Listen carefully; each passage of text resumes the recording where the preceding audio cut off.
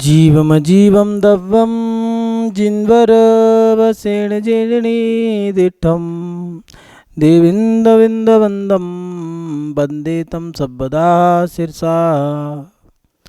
नमो अरिहन्ताणं नमो सिद्धाणं नमो आयरीयाणं नमो उपज्जायाणं नमो लोये सव्वसाहूणम्। जय बोलिए अंतिम तीर्थंकर योग नायक श्री महावीर भगवान की, परम पुण्य आचार्य भगवत गुरुदेव श्री वसुनंदी जी मुनिराज की, अहिंसा में विश्व धर्म की।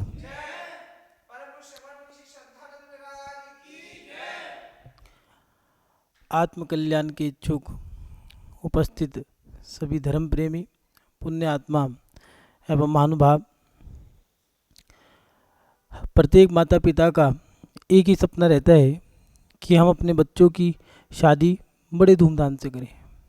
हर माता पिता एक ही बात सोचते हैं कि हम बच्चे को लालन पालन अच्छे से करें, उनकी खिलौने की व्यवस्था, उनकी किताबों की व्यवस्था, पढ़ने लिखने की व्यवस्था, और जब वो बड़े हो गए हैं, पढ़ लिख करके अपने पैरों पे खड़े हो गए हैं, उसके बाद जब उनकी शादी की उम्र हो जाती है तो उनका एक सपना रहता है कि हम अपने बच्चों की शादी बड़े धूमधाम से करें। और ऐसा नहीं, वो करते भी हैं। बढ़िया से बढ़िया पंडाल बनाना, अच्छी से अच्छी घोड़ी बग्गी बैंड बाजे, खानों की जो लिस्ट है खाना खाने वालों की, उनको भी अच्छे से अच्छे बुलाते हैं, और खाना जो बना है उसकी भी सामग्री बढ़िया से बढ़िया सामग्री बनवाते हैं, कोई कमी नहीं छोड़ते। आतिशबाजी हो या घर को सजाना हो या धूम धड़ाका हो, कोई कमी नहीं छोड़ी है। और हर माता पिता अपने बच्चों को बच्चों की जो शादी करते हैं, उस शादी में किसी प्रकार की कमी छोड़ना भी नहीं चाहते। लेकिन शादी करते हुए हमने बाहरी क्रियाओं का तो ध्यान रखा है, लेकिन जिन चीज़ों का हमें ध्यान रखना था उन चीज़ों का ध्यान रखा या नहीं रखा। हमने बढ़िया से बढ़िया कपड़े खरीदे, चाहे वो लड़की हो या लड़का हो, उसके लिए लहंगा हो चाहे शेरवानी हो, सोने की धातु से बना हुआ, सोने की धातु से बनी हुई सामग्री आभूषण जो है, घूमने की हमने सारी प्लानिंग कर ली है।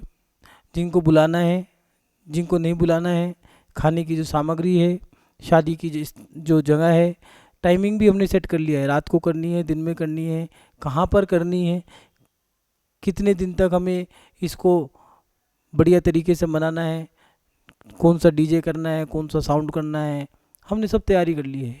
कैसा मंच बनना है, हमें किसको क्या देना है, किससे क्या लेना है, सारी चीज़ें हमने व्यवस्थित कर ली है। लेकिन जिन चीज़ों को हमें व्यवस्थित करना था वो व्यवस्थित करी भी या नहीं करी। बच्चों की शादी करते समय माता पिता को किन किन बातों का ध्यान रखना चाहिए, ये भी उन्हें ज्ञात हो। और उनको ज्ञात करने के लिए कुछ बातें बताई हैं। लड़का हो या लड़की, शादी जब भी होगी, एक लड़का और एक लड़की, इन दोनों के माध्यम से एक गठबंधन होता है। उसका नाम है, उस बंधन का नाम है, उस पवित्र रिश्ते का नाम है शादी। शादी करते समय माता पिता बच्चों का रिश्ता पक्का जब करते हैं, उस समय हमें क्या ध्यान रखना है। तो लड़का हो या लड़की हो, दोनों को शादी करते समय माता पिता को कुछ बातें ध्यान रखनी चाहिए। क्या? लड़का या लड़की जिसके लिए भी आप रिश्ता देख रहे हो, पहली बात आपको देखनी है परिवार कैसा है। अगर शादी के बंधन में दो व्यक्ति को बांधने जा रहे हो तो उसका परिवार कैसा है। जी हाँ, क्योंकि लड़की को पति के साथ नहीं, सभी के साथ रहना है। सास ससुर के साथ भी रहना है, नंद देवर के साथ भी रहना है, जेठ जेठानी के साथ भी रहना है, दुरानी देवर के साथ भी रहना है, पति के साथ भी रहना है। 24 घंटे पति घर में नहीं रहता है, 24 घंटे सास ससुर घर में नहीं रहते हैं। हर व्यक्ति के साथ उसे एक जीवन गुजारना है, उसका एक परिवार, नया परिवार उसको मिलने जा रहा है। और लड़का जो है तो उसका परिवार, हाँ, चाहे लड़की हो चाहे लड़का हो, दो रिश्तों को जोड़ने जा रहे हो तो दोनों के परिवार सेट होते हैं। लड़की का परिवार कैसा है, लड़के का परिवार कैसा है, आपको ये दोनों चीज़ें देखनी पड़ेगी। माने लड़की का या लड़के का जो परिवार है, उन दोनों का संस्कार कैसा है, परिवार के लोग संस्कारवान है या नहीं है, धर्मात्मा है या नहीं है, गुरुओं के प्रति उनका श्रद्धान है या नहीं है, वो गुरुओं को मानते भी है नहीं। कई लोग तो ऐसे हैं कि भैया चौथे काल में साधु होते ही नहीं, हम मानेंगे नहीं उनको।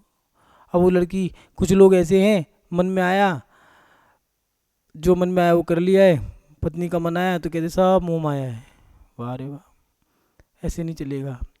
इसलिए लड़का लड़की अगर रिश्ता पक्का करने जा रहे हो शादी करने जा रहे हो एक लड़के की लड़की की, तो उसमें सबसे पहले आपको देखना है परिवार कैसा है, उसमें उनके अंदर वो परिवार धर्मात्मा है या नहीं है। कहीं ऐसा ऐसा तो नहीं नास्तिक है।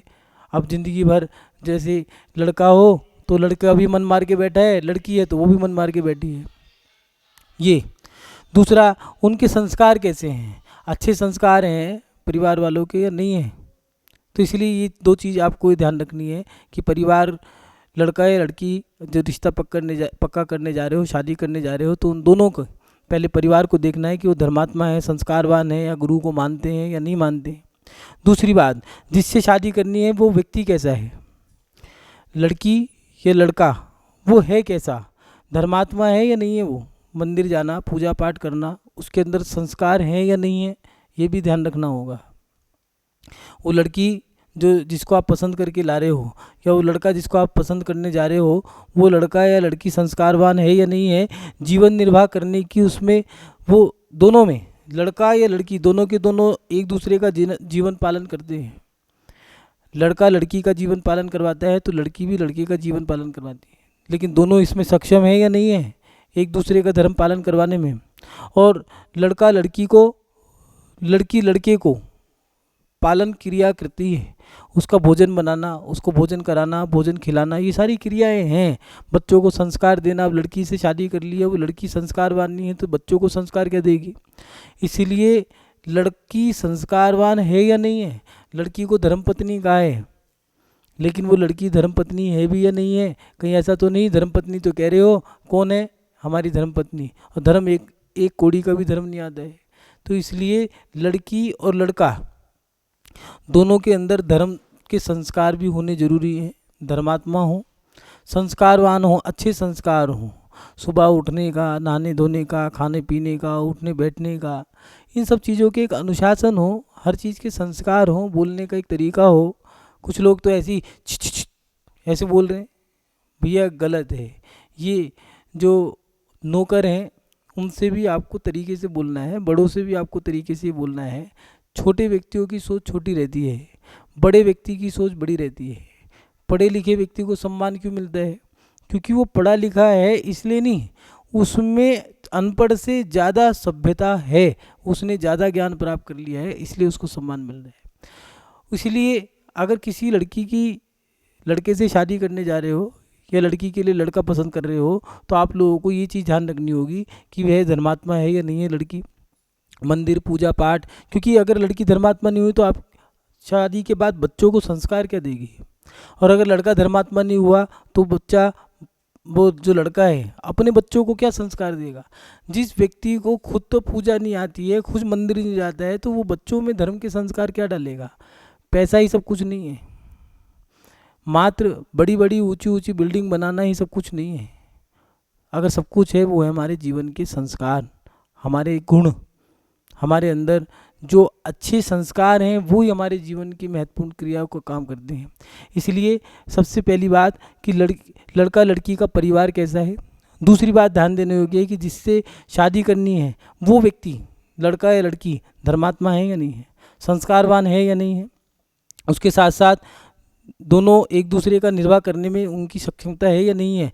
लड़की घर में बच्चे का या फिर घर के जो सदस्य हैं उनका लालन पालन कर सकती है या नहीं कर सकती। हाँ, अपने बच्चे ही नहीं, घर के जो सदस्य हैं उन सब का खाना पीना, उनके साथ व्यवहारिकता, जो तुम्हारे बच्चे हैं उनमें संस्कार देना, उसके साथ साथ पति की भी क्रियाएं जो होती हैं इन सबको चलाने में वो सक्षम है या नहीं है।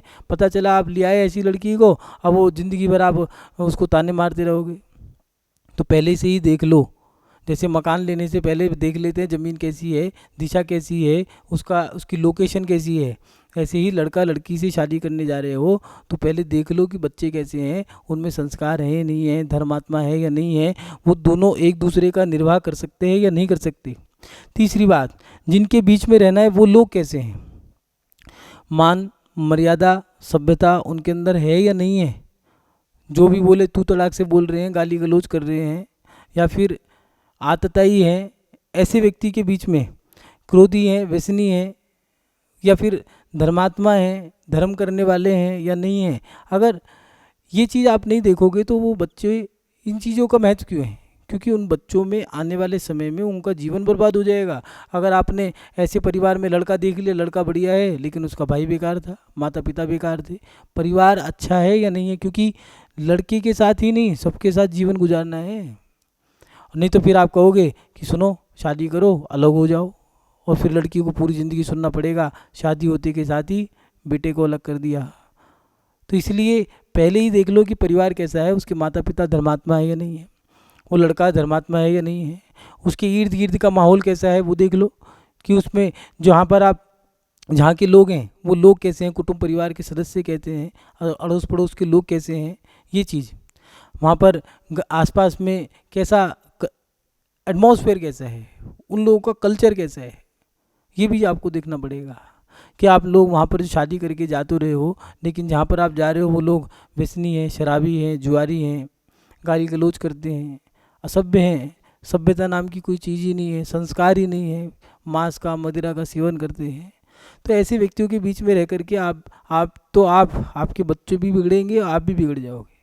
इसलिए ऐसी जगह पता चला पूरी रात वहाँ ढोल बज रहे हैं, कोई लड़ाई हो गई, कभी झगड़ा हो गया, आज उसका हो गया कल उसका हो गया, तो ऐसी जगह जिसको आप कहते हो लोकेशन, तो आप लोगों को शादी करनी है तो जिनके बीच में रहना है वो लोग, घर के नहीं, घर के तो देने ही हैं, उनके साथ साथ जो इर्द गिर्द के अड़ोसी पड़ोसी है उनको भी देखना है कि वहाँ की लोकेशन कैसी है। पता चले आपने ऐसी जगह दे दी है जहाँ के लोग रात को शराब पी ली है और लड़ाई कर रहे हैं, झगड़ा कर रहे हैं, और आप दिन प्रतिदिन परेशान है और सोचते हैं कि मकान बेच के अब दूसरी जगह चले जाएं।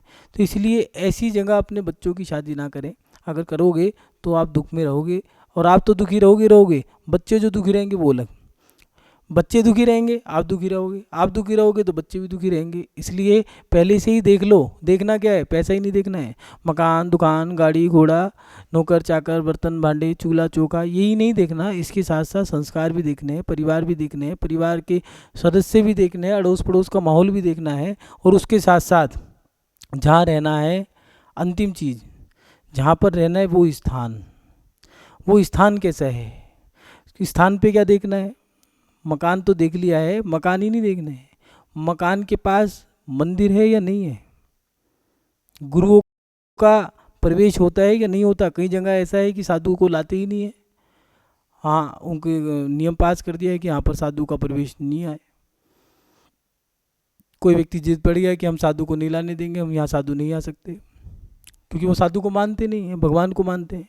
तो भैया पहले ही देख लो, क्योंकि अगर तुमने वहाँ ऐसी जगह शादी कर ली है या ऐसी जगह आपने अपने बच्चे को विवाह करा दिया है, तो वहाँ पर मंदिर भी नहीं है और गुरु भी नहीं आते, और उसके साथ साथ शास्त्रों का वाचन नहीं होता, कोई शिविर नहीं लगता, कोई अनुष्ठान नहीं होता है। अगर ऐसे जगह पर आपने शादी करके अपनी बेटी को या अपने बेटे को ब्याह दिया, हाँ बेटे को भी, क्यों, कभी ससुराल जाना है तो धर्म नहीं हुआ। अब जब लड़की के यहाँ पर ऐसी सारी सामग्री है ही नहीं तो लड़की में पता लग जाएगा संस्कार नहीं है। पहले के लोग जब शादी लड़की देखने जाते थे, रिश्ता पक्का करने जाते थे, तो पहले लड़की से कहते थे बोल के दिखा, नाच के दिखाओ, खा के दिखाओ, चल के दिखाओ, गा के दिखाओ। क्यों, कहीं तोतली तो नहीं है इसलिए बोल के दिखाओ, चल के दिखाओ, कहीं लंगड़ी तो नहीं है, पैर घसीट के तो नहीं चलती है, गा के दिखाओ, आवाज़ कैसी है। पता चला कभी अच्छे सांस्कृतिक कार्यक्रम हुए उसमें गा ही नहीं सकती है, और गाए तो मजाक हो गई। इसलिए पहले सारी चीज़ देख लो, शादी के बाद देखने को कुछ नहीं मिलेगा। जैसी लड़की आपने पसंद की है और शादी हो गई, फिर तो कहते हैं पुराने बुजुर्ग कहा करते थे वो घूंघट में होती थी लड़कियां, और शादी सबकी एक साथ होती थी पूरे गाँव की। जैसे ये गुडलिया नवमी है, गुरु पूर्णिमा है, शरद पूर्णिमा है, इन तिथियों पर खुली शादी हुआ करती थी। ये साए हैं, इनमें कोई तिथि नहीं देखते थे, खुली तिथियाँ शुभ तिथियाँ मानी जाती थी। पूरे गांव की शादी एक साथ होगी, इस गांव में लड़कियों की उस गांव में लड़कों की, दोनों जगह एक साथ शादी कर दी है। और पता चला शादी हुई तो घूंघट इतना था, लड़कियां बदल गई विदाई के बाद। तो वो कहा करते थे पहले देख ली ठीक है, अब लड़की कैसी भी हो, अंधी हो, लूली हो, काणी हो, अब तो तुम्हारी है। ऐसे ही लड़की को या लड़के को पहले देख लो, परख लो, जांच लो, अच्छे से देख लो तुम्हारे मतलब की है या नहीं है, बराबर का रिश्ता है या नहीं है, सोच कैसी है, विचार कैसे हैं, उसकी चर्या क्रिया कैसी है, उसके संस्कार कैसे हैं, धर्म कैसे हैं, और ये सब चीज़ देख ली है आपने। और उसके साथ साथ उसका स्थान, क्योंकि लड़का अगर कभी लड़की के पास ससुराल में जाता है तो वहाँ पर धर्म उसका पल जाएगा नहीं पल जाएगा, या फिर वहाँ पर जहाँ पर लड़की थी वहाँ पर मंदिर है या नहीं है। जब मंदिर नहीं होगा तो लड़की में संस्कार धर्म के नहीं मिलेंगे। अगर गुरु नहीं आते होंगे तो उसके अंदर धर्म के संस्कार नहीं होंगे। इसके साथ साथ शास्त्रों का वाचन, जहाँ पर लड़की जा रही है तो वहाँ पर शास्त्रों का वाचन होता है या नहीं होता है, शिविर लगते हैं या नहीं लगते, और उसके साथ साथ धर्म अनुष्ठान होते हैं या नहीं होते। अगर नहीं होते तो याद रखना उस लड़की में धर्म के संस्कार कम होंगे। और उसके साथ साथ बच्चों में धर्म के संस्कार भी नहीं होंगे, सभ्यता नहीं होगी, शिष्टाचार नहीं होगा। इसलिए लड़का और लड़की इनकी शादी करते समय आप लोगों को इन बातों का ध्यान रखना चाहिए। आज के समय में माता पिता को यही नहीं पता कि हम लड़का लड़की की शादी करने जा रहे हैं तो हमें किन किन बातों का ध्यान रखना चाहिए। अगर देख रहे हैं तो देख रहे हैं कि पैसा कितना है, लड़की के पास डिग्री कौन सी है, या फिर मकान की लोकेशन कैसी है, या फिर वो उसके घर में सास ससुर है या नहीं है। नहीं है तो बहुत बढ़िया बात है। अगर है तो टेंशन की थोड़ी सी चिंता की बात है। कितनी उम्र है, 70-75 की, चल ठीक है बेटा, 2-4 साल में चले जाएंगे, तुम तो अपना लड़का लड़की रह जाओगे। ये नहीं देखना है, देखना है तो ये देखना है कि लड़की में संस्कार कैसे हैं, लड़के में संस्कार कैसे हैं। इसलिए इन 4 बातों पे आपको ध्यान देना होगा कि लड़का लड़की अगर देखने जा रहे हैं तो उनका परिवार कैसा है, उसके साथ साथ जिससे शादी करनी है वो लड़की और लड़का कैसा है, इसके साथ जिनके बीच में रहना है वो लोग कैसे हैं, और जहाँ रहना है वह स्थान कैसा है, वहाँ मंदिर है या नहीं है, गुरुओं का स्थान वहाँ प्रवेश होता है या नहीं होता है। नहीं होगा तो आप आहारदान नहीं दे पाओगे, मंदिर नहीं जा पाओगे, पूजा पाठ नहीं कर पाओगे।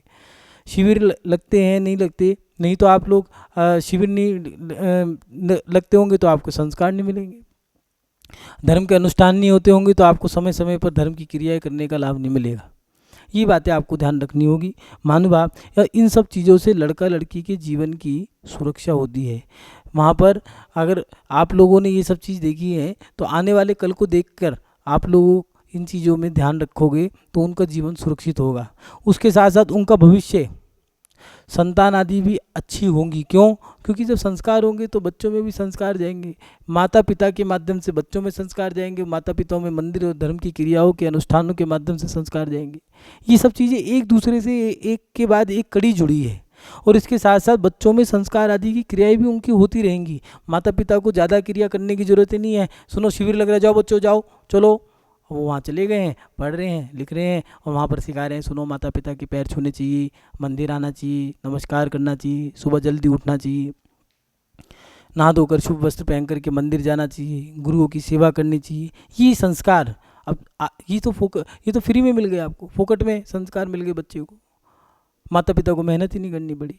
तो इसलिए ये चीज़ें जो है अगर मंदिर पास में होता है, गुरुओं के आने से छोटे छोटे त्याग करा दी। सुनो, जुए का त्याग करो, शराब का त्याग करो, नियम लो, नशे का त्याग, नियम हम नशा नहीं करेंगे ज़िंदगी भर, नियम लो, समय से भोजन करेंगे। अब इनमें गंदगी, इनमें बुरा क्या है? अगर वो नियम दिला रहे हैं, त्याग करा रहे हैं तो बुरा क्या है? आपका तो फ़ायदा हो गया, आपका बच्चा अब नशे के सेवन से बच गया है। जुआ खेलना, वेश्यागमन, शिकार, चोरी, परिस्त्री का सेवन, ये सब चीज़ें उन्होंने अपने आप ही त्याग करा दी, आपको इसका भी लाभ हो गया है। शिविर लग रहे हैं, अनुष्ठान हो रहे हैं, ठीक है, आपका बच्चा जो है पैसे रखे उनने मंदिर में दान दे दिए, गलत जगह लगा था। पता नहीं कितने रईस बाप के जो बच्चे हैं कैसीनो, बार में, ऐसी ऐसी जगह जाते हैं।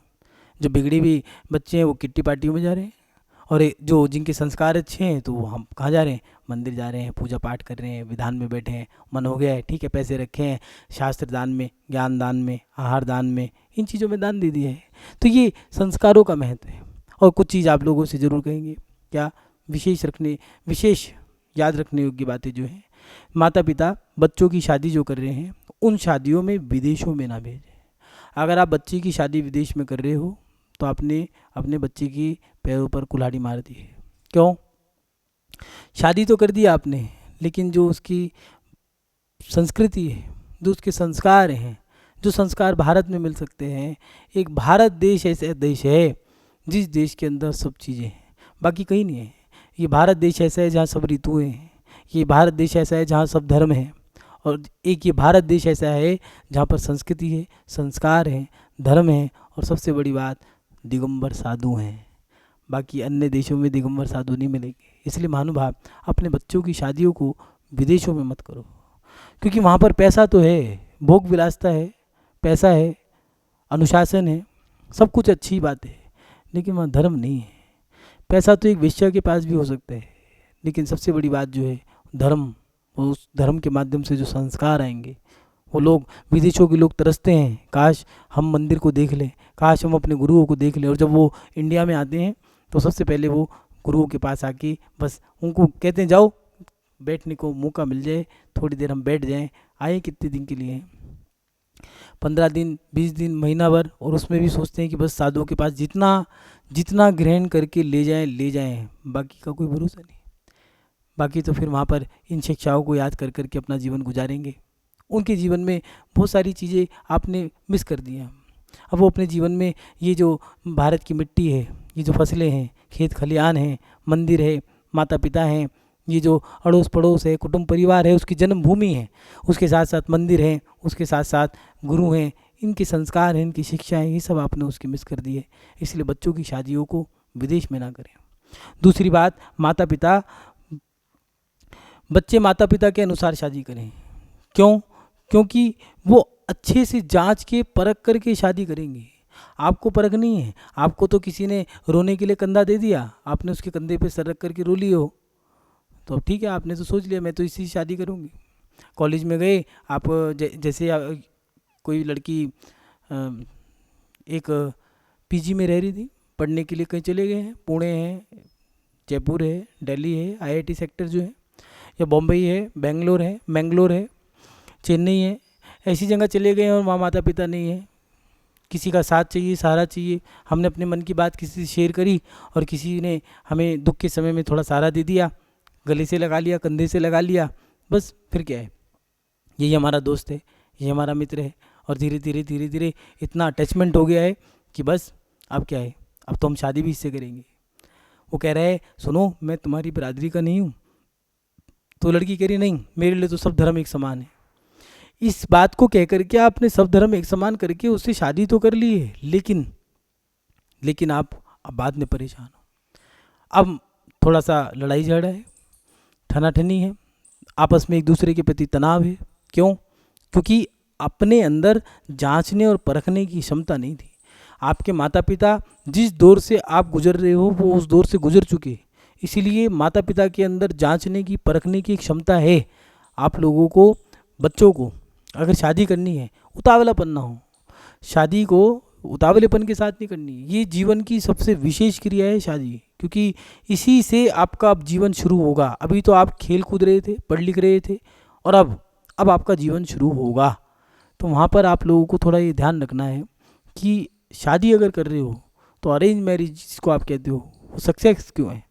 इज ए सक्सेस फॉर, क्योंकि वहाँ के जो आपके माता पिता हैं वो बिल्कुल देख रहे हैं कि उसके माता पिता कैसे हैं, उसके सास ससुर कैसे हैं, उसके नंद देवर कैसे हैं, लड़का हो चाहे लड़की हो, वो सब कुछ टटोल रहे हैं। उसका व्यापार कैसा है, उसके अड़ोस पड़ोस का इर्द गिर्द का माहौल कैसा है, उसकी रिश्तेदारी कैसी है, उसके संस्कार कैसे हैं, उसकी संगति कैसी है, उसके अंदर कोई ऐप तो नहीं है। पता नहीं कितनी चीज़ें माता पिता टटोल लेते हैं, और कैसे भी ऐसे नहीं, अपने आप ही कभी अपने यार दोस्त से कह करके, अड़ोस पड़ोस से, कुटुंब के सदस्यों से, सुनो हमने वहाँ लड़का देखा है, ज़रा बताना कैसा है।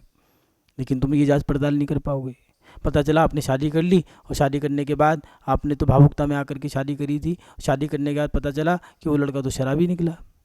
एक लड़की ने शादी कर ली है, शादी कर ली भावुकता में आके, लड़का अच्छा है, बढ़िया है, अच्छे से कपड़े पहनता है, अच्छी सी गाड़ी है, और शादी कर ली है, ठीक है, मकान और शक्ल और सीरत को देख करके शादी कर ली। पता चला बाद में मकान भी लोन का, दुकान भी लोन का, गाड़ी भी लोन की, व्यापार कुछ है नहीं है, जिसकी दुकान पे बैठता है वो दुकान भी पड़ोसी की है या भाई बंधु की है, उसका तो कुछ भी नहीं है। तो इसलिए थोड़ा सा सब्र करें, माता पिता की जिम्मेदारी है, ये माता पिता के ऊपर ही छोड़ दें। बच्चे माता पिता के अनुसार ही शादी करें, और इससे आप लोगों को लाभ ही होगा। शादी अगर माता पिता की मर्ज़ी से करोगे तो आपको लाभ ही होगा, हानि नहीं होगी। और तीसरी बात, शादी के बाद माता पिता भी बच्चों को समझने की कोशिश करें। अगर आपने लड़की की शादी कर दी है या लड़के की शादी कर दी है, ऑफकोर्स ये तो फाइनल है कि एक लड़के और लड़के की शादी होगी, तो लड़का लड़की की जब शादी कर दी है तो लड़की पराई हो गई है। अब लड़की जब पराई हो गई तो अब उसको छोड़ने की कोशिश करो। लड़की पराई हो गई है, अब उसे भूलने की कोशिश करो, लेकिन आपने लड़की को छोड़ा है या नहीं छोड़ा? कह तो रहे हो लड़की पराई हो गई, लेकिन पराई हुई है या नहीं हुई? पता चला 12 से 3 तो आप उससे बात ही कर रहे हो, फ़ोन पे लगे हुए हैं। वो सारी बात उसने एक एक चीज़ की बात बता दी है, कितने बजे क्या बना है, क्या बनेगा, क्या नहीं बना है, कहाँ जा रहे हैं, क्या नहीं जा रहे हैं, क्या कपड़े लाए थे, क्या खरीद के लाए थे, कहाँ बाजार गए थे, क्या खाया, क्या पिया, क्या नहीं दिया, क्या नहीं पिलाया, कौन आ रहा है, कौन जा रहा है, सारी बात उसने अपनी माँ को बता दी। और माँ भी पूछ रही है, सुन कौन आया था, कोई आया था क्या, अच्छा किसी ने कुछ कहा क्या, आज क्या खाया खाने में, अच्छा क्या बनाया था, सारी बातें पूछ रही है। क्या ज़रूरत थी भैया, अब उसकी शादी हो गई है तो आप उसको अब शादी करने के बाद उसे रहने दो, खुश रहने दो, क्या दिक्कत है। और दूसरी बात, अगर लड़के की शादी हो गई है तो ये भी याद रखना, लड़के और लड़की की जब शादी हो जाती है तो वो दोनों बट जाते हैं। लड़की पराई हो जाती है तो लड़का भी पराया हो जाता है, पूरा नहीं थोड़ा तो।